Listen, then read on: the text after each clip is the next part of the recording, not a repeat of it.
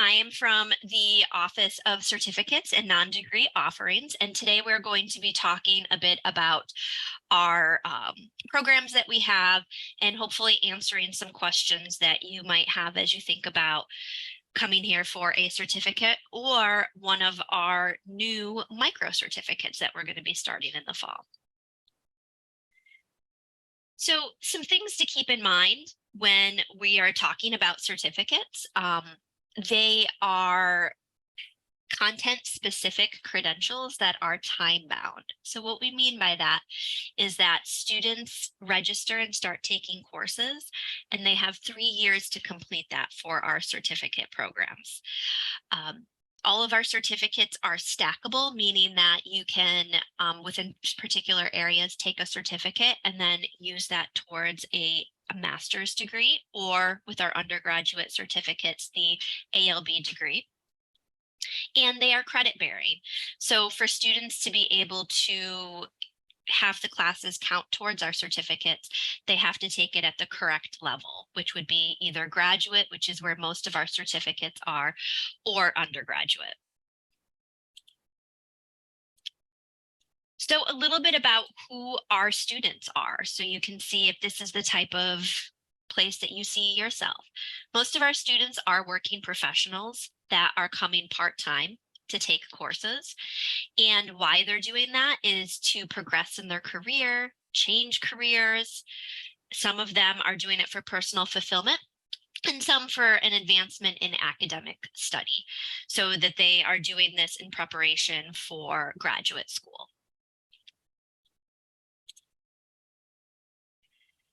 So some policies to keep in mind. Our certificates have no admissions criteria. So students just jump in and start taking courses. And then once they've completed all of their courses, they're able to request their certificate. With that in mind, there are a few things that students need to keep in as they're continuing on with this. The first is, like I mentioned, the credit level. So if you're in a graduate certificate, ensuring that you're registering for courses at the graduate level. If you're in an undergraduate certificate, it's ensuring that you're doing that at the undergraduate level. Then we have the 3-year requirement that I mentioned. So that starts from registration. So when you register for your first applicable certificate course, you then have 3 years to complete it. And then finally, the grade requirement.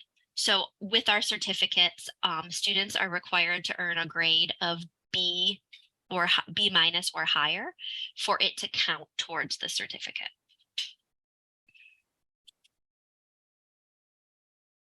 So before I talk about micro certificates, I just want to give Casey the opportunity to jump in and answer any to add his input for anything that I might have missed, because he is the one that does these office hours and are interacting with students way more than me.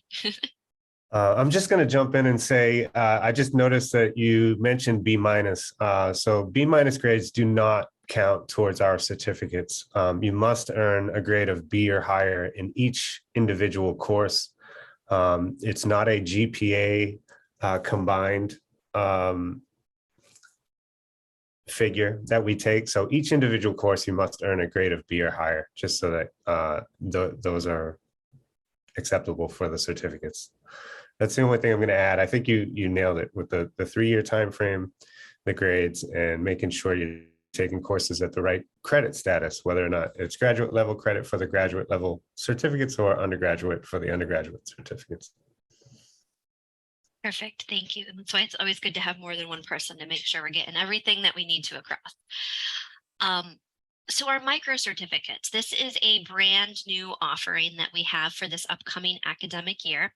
It's at the graduate level, and these are 2-course graduate credentials that students are required to earn within a year. They stack to our graduate certificates, and they are very much skill-based.